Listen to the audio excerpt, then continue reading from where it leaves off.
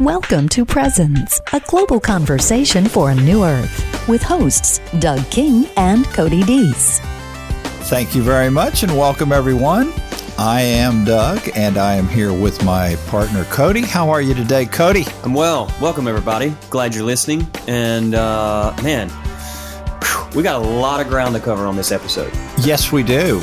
Trying to wrap up our summary series. We need to. An introduction to Integral Theology. This will be part 6. Yep. I want to get to that. Before we do, we got some business that we need to attend to. Yes. And just kind of inform our listeners of what we are up to, what's happening, what's coming, what's in the pipeline. And Doug, where do you want to start with that? Well, first of all, we do have a couple projects we'll describe that are going to require you and me to take time and really focus on getting some stuff done over the summer. And what that means regarding the podcast is that Cody and I will be back. We're not sure exactly when. It'll be sometime toward the fall, so that we can work on a couple of other things. And one of the things we'll be working on, Cody, as you well know, is careful, drum roll it. You're announcing this in public. So, I know. That means. But this is the last podcast, and then I'm going over the summer, so maybe they'll forget it if we don't do it. There's some accountability here. So some total accountability here. Well, Cody and I have been asked, I can't tell you how many times, and you can understand why. Perhaps you have been one of the ones who have asked, why in the world don't you guys have a book on this integral theology? And in fact, we are in the process currently, have already started and want to work intensively on a book that is kind of an introduction, if you will, to integral theology. So that is one of the summer projects we'll be working on hot and heavy. Yes. And anyone who's ever been a part of the writing process knows it takes a lot of effort, energy, time, space. And right. So for us, it's just a matter of priorities and moving this podcast down a couple of priorities and notches so we can move that one up temporarily is key for us to kind of move forward with that project. So yeah, really excited about it. A lot of it is honestly this whole series, Introduction to Integral Theology, at a higher level, at least. A lot of that will be inside the context of this book. So this book specifically will be about integral theology. Yes, and we'll have all the paradigms, maps, etc., also diagrams available within the book too. So it's a lot easier to recommend to people and a lot easier to see it as you're reading it. Now, the other thing that we're looking at, we've announced, and probably most of you know if you're on our newsletter list, you're signed up for our email newsletter, is that Dad's work is coming out in the fall. It will be released October 1st. We will get some presence copies in the first part of August. We've put that in our newsletter. But one of the things that Cody and I are going to do is prepare this summer for a fall series that's going to be centered around Dad's new book. And the title of that book is an interesting title. It is Irrevocable: Paul's Radical Vision in Romans 9 through 11, and Why Christianity Can't Handle It. That's the title and subtitle, Irrevocable. Wait, who created this subtitle? I don't know, Cody. It certainly is nothing that you and I would have thought of. I love it. I love it. But yeah, so what we're going to do, Cody, is we're going to take the book of Romans this fall, and we're going to go through an integral approach to Romans, which, again, is going to be a completely different perspective because we've been through all this enough for people to know that there are first and second tier perspectives of things. Even though you're looking at the same thing, you see something completely different when you bring a different lens to it. So I'm excited about that. I think we're going to have a great fall with that series on Romans, and it will interpret, if you will, some of the things that Dad writes from a more academic standpoint. We'll pull out from the book, Romans 9 through 11, tie that in with the rest of Romans as well. I think it's going to be a fun series. Yeah, it's going to be great. Romans is it has been for lots of people such a complicated book.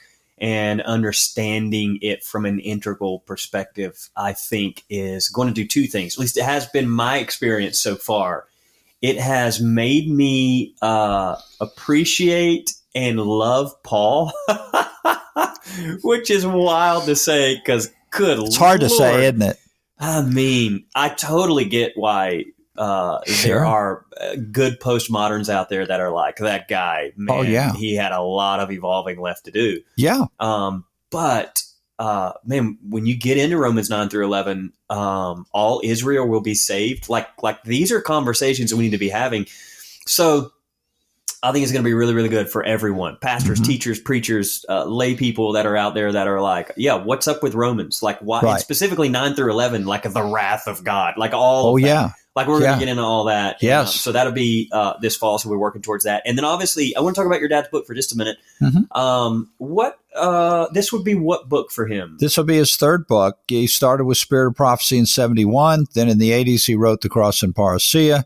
And this is his last work, the ultimate ending of a great writing career. His third book. Yeah. And so for those that aren't familiar, because I know we have some from his audience, and then we've got a lot of new folks that have stepped on along the way too.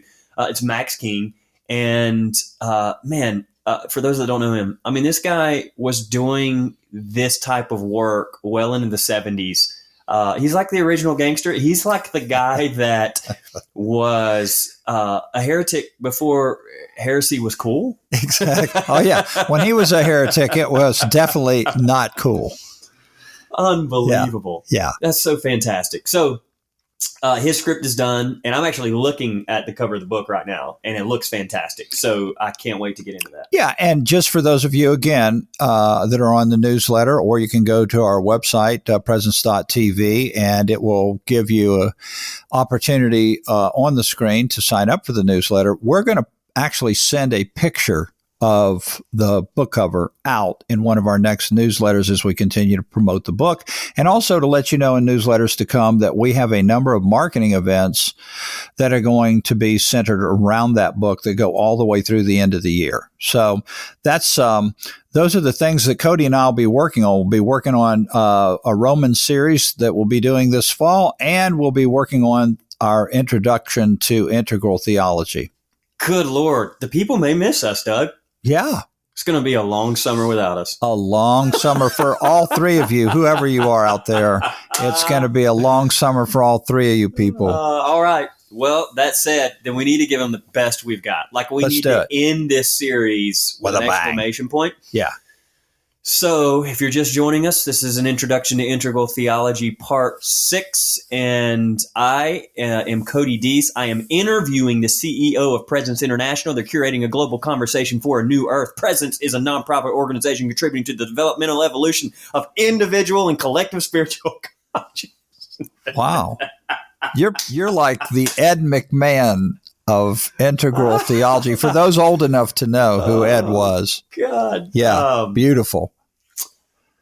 Doug King, today I thought about this whole series we've been doing and how to end it. And I think we should end it with another, or I wouldn't even use that phrase, your own very unique developmental chart that you created. And again, what I hope this does is create a map, a visual trajectory of how you move to an integral theology. Absolutely. Now, that said, before I even jump into the flow of this map, I want to ask you where this idea originally came from. Where were you? When did it dawn on you that there was this Venn diagram? When did you see this like visually for the first time? Well, we were just talking about the work that my dad did. And amazingly enough, I was first exposed to the Venn diagram and iterations of this study that led to where we are today by bringing in spiral dynamics, integral theory, etc. All the way back in the early 70s, my dad did a Venn diagram that basically showed Isaac and Ishmael, Galatians 4, after the flesh and after the spirit. And he was showing that there was in the first circle after the flesh, and then in the second circle after the spirit, and in the middle was a period of transition where both boys were in the house together and one was persecuting the other. And so you had, that's where I first saw the Venn diagram. Then as I moved into the integral and to spiral and to two tiers and all this other stuff that had to do with those integral paradigms, it hit me that, oh my gosh, this is a perfect way to describe the biblical narrative, again, from another perspective related to its integral nature.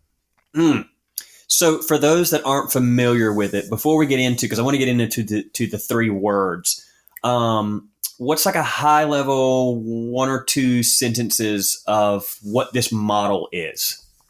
Yeah, it's a model, basically a trajectory of growth. It's basically showing evolution, and it's showing evolution from a genesis, if you will, all the way to an end. And then the end actually becomes a new beginning that points out to a future that all of us are involved in from a co-creative standpoint. And so what does integral theology have to do with this particular model? Because integral theology has, in areas such as spiral dynamics, 2 tiers. There's a first tier and a second tier. And so when you put that into the Venn diagram, which we have in some of the previous podcasts we've done, you have first tier as being the first circle and second tier as the second circle. And then there is that period of transition called the evolutionary leap. And the evolutionary leap is the middle where you are leaping away from that first tier view and into this amazing new realm called second tier. That's amazing right there in itself. It is. It's okay. Great stuff. So I want to get into it. Okay. What's the first circle? Okay. So the first circle in the Venn regarding integral would be form. Okay. Yeah. When you say form, what are you talking about? Now we're talking about boundary-driven thinking, specifically related to one's identity. And again, going back to previous discussions we've had, Cody, we know that you start with the instinctive self or the ego. It has to have its own development before you can transcend it and go beyond it. And so the development of ego requires form and specifically attachment to form. So we've talked about form many times. Form has boundaries to it. I could attach to the form dad, father. I could attach to the form CEO of presence. So form is something that defines for my instinctual self, my biological self. My biology itself is a form. It is that which informs me of some type of identity. And so if I do, in fact, attach to that as an identity, let's say that I consider my identity mom, and then the kids are all gone, then I may begin to have some real problems with the empty nest syndrome. Or if I lose my job and I'm no longer a CEO or no longer a manager, then I have a real crisis because that was my identity. So identification with form is very common for us as human beings. The problem comes in, the challenge comes in, is when we make form a differentiator, a separator. So I might say that Caucasian is a form, Black is a form, Asian, Hispanic, or I might say male is a form, female is a form, transsexual is a form.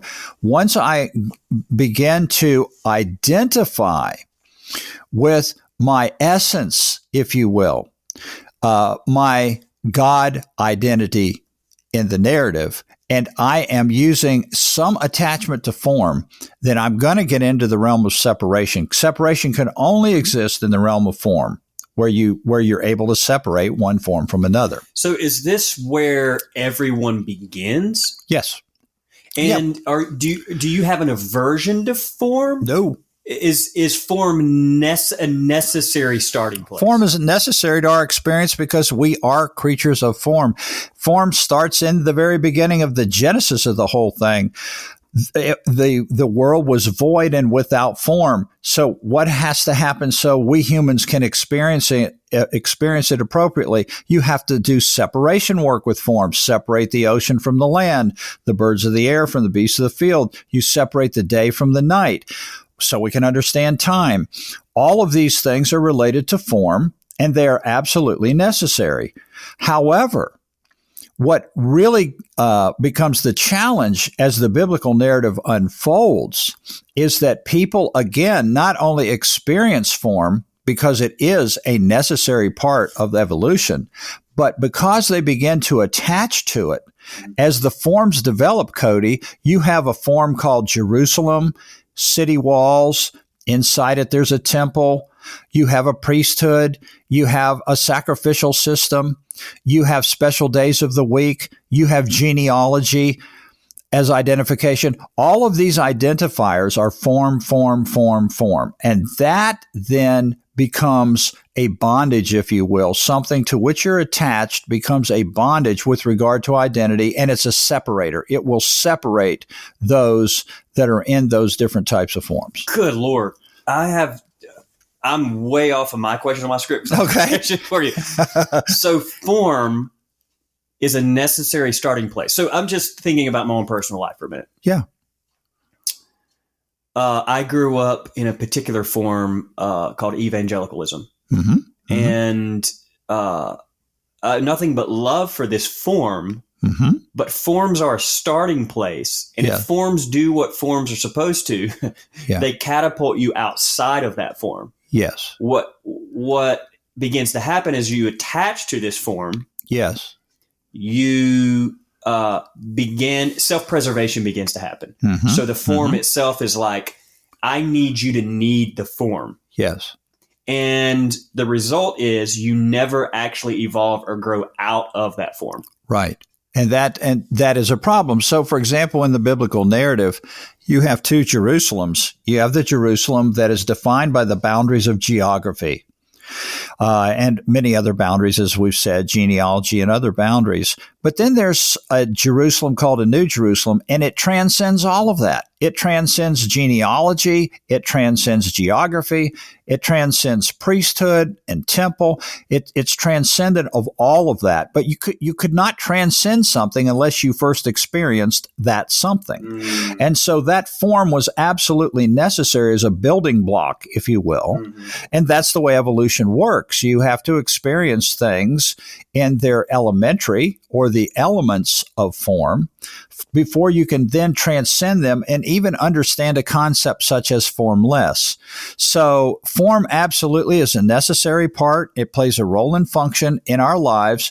But if I were to use the words of Jesus where he said, Sabbath is not made for, man is not made for Sabbath, the Sabbath is made for man, I would use that as a form and simply say that man was not made for form was made for man. Mm. It's not the absence of form, it's that we use form, it doesn't use us. Boom. Fireworks, electricity. Oh. Everything's happening. All right. Okay, second word, so where the circles overlap with each other. Yeah. It's form, then what? Transform. And transform, of course, is that period where you're leaving the form, but you haven't entered into that second circle yet.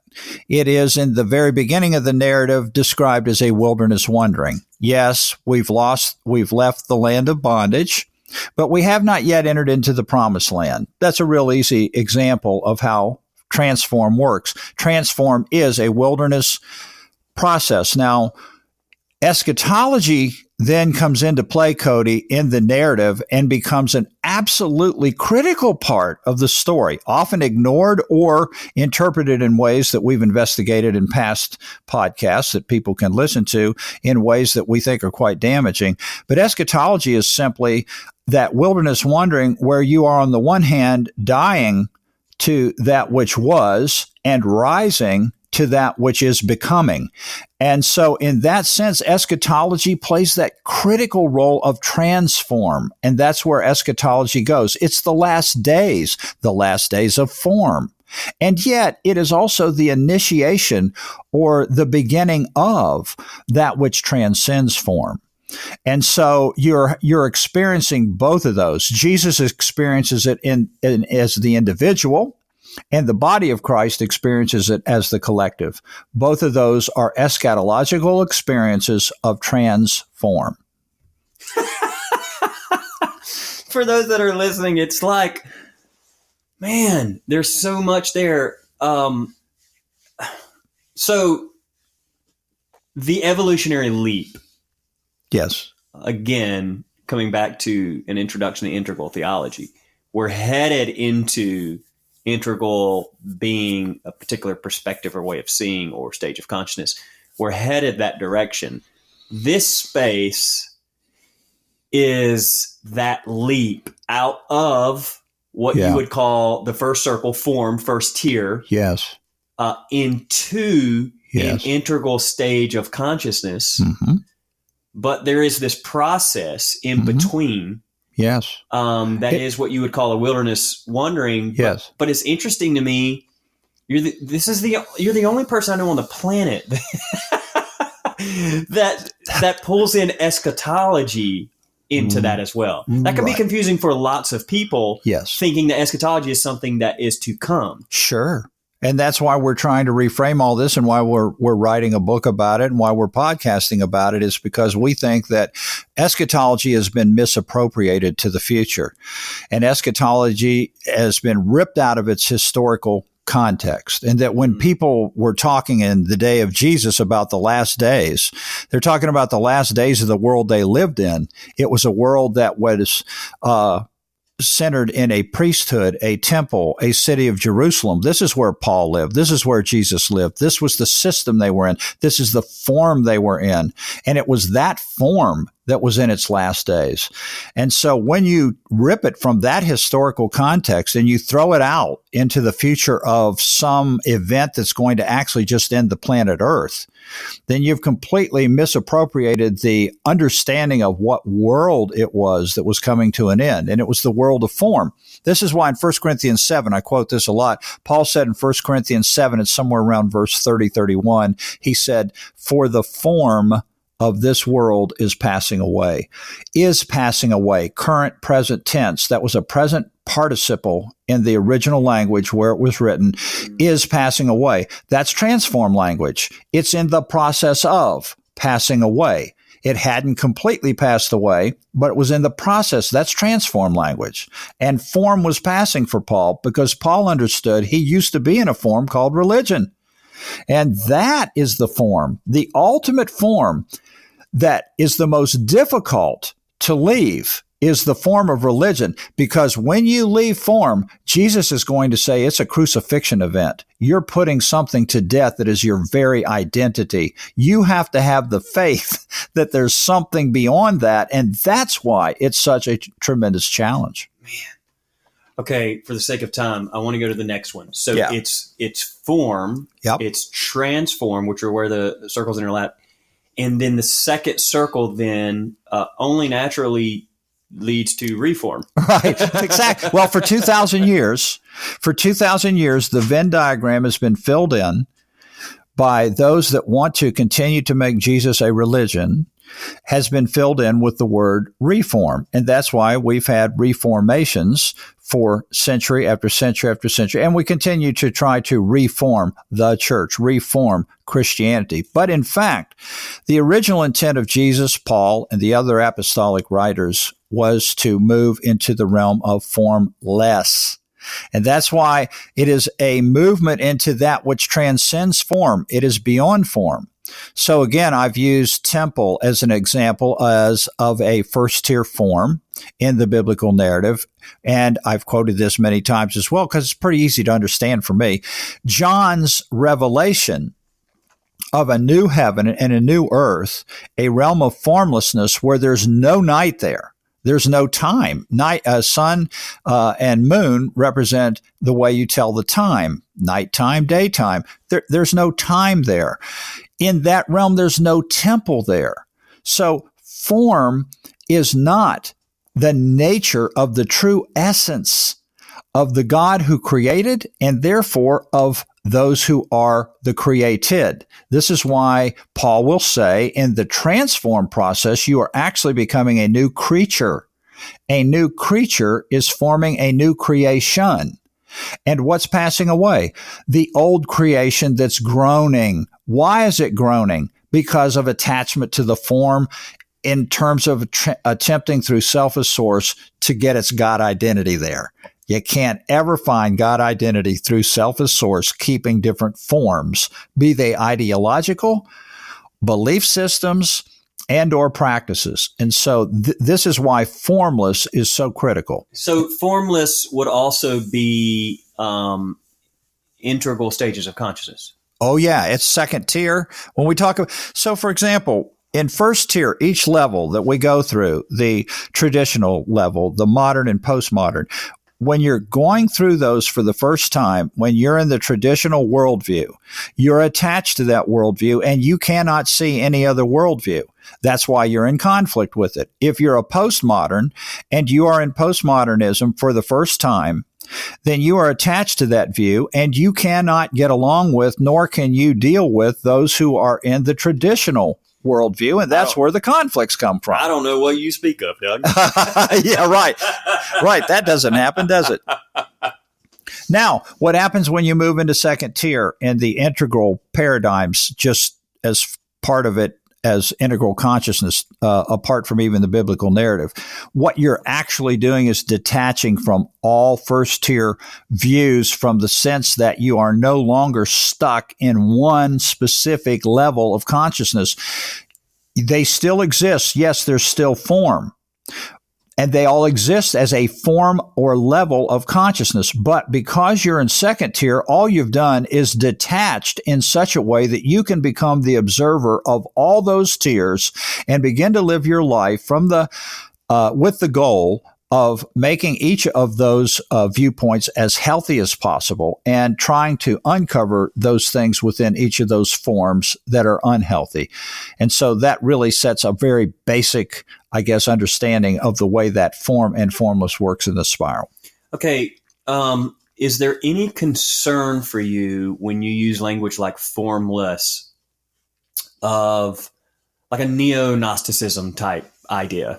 Gnosticism being matter is evil, sure. Spirit is good, the earth is evil, and that's a very broad brush I'm painting with. But is there any concern when you use language like formless that there's nothing tactile or there's no legs or that it's not grounded enough or in incarnation? Does that make any sense? Absolutely. And that's why we take so much time to explain it. God, for example, is without boundary, and therefore God is formless in the sense that God is without boundary. That is the essence of my nature. Yes, I'm in a biological form, but I am transcendent of that form in my true essence, in my true identity. And so it's important for us, Cody, as we go along, and in the book we're writing and so forth, that we make sure that people understand that formless is not what you just described in these neoliberal ideas of good and evil paradigms, which frankly belong in first tier. And so again, we really don't have time to talk about it much further than that. But my concern is simply that it's explained in detail and appropriately. That'd be the only concern I'd have. So quick definition then. This model, again, is the trajectory to integral theology, and it's form, transform, formless. Yep, that's it. That's the biblical narrative, from one heaven and earth to a new heaven and earth. And it takes a transformational experience for one to go away, die, grow old, vanish, and for a new one to appear. And it does the same thing for the individual who has to die to the first so that they can rise to the second and become that new person, which is simply a person with a perspective, a God identity perspective that is without boundary, so that we understand as human beings on this planet, there is nothing that separates any of us, nothing, that we are all one, and we're all one with eco and all other things in the universe. That's simple enough. That's pretty easy. That's pretty much it. Ladies and gentlemen, boys and girls, that has been an introduction to integral theology. This is part 6. That was our final episode. I hope that's been really helpful for you. Over the summer, First of all, I hope you have a fantastic summer. I hope you get out, and I hope you get some sunshine. Oh, for those that are experiencing summer, obviously there are some on the other side that are in winter that's coming. So, but for all of you that are listening, send your comments, questions, any feedback you want over the summer is fantastic. But again, reminder, we've got some projects to jump on. So we will be MIA for a season, but we will return talking about Max King's new book, Irrevocable. So thank you guys. So grateful. Thank you for your investment. Thank you for your financial support. Thank you for continuing to engage in these conversations, for all of you that share these podcasts, for all of you that get something out of them, and letting us know that. We're so thankful for all of you. So I hope you have a fantastic summer, and we'll see you in the next season. Have a great summer. Thank you for joining us today. If you have any questions or comments, please contact us at info@presence.tv. You can also visit our website at presence.tv or find us on Facebook. We look forward to hearing from you.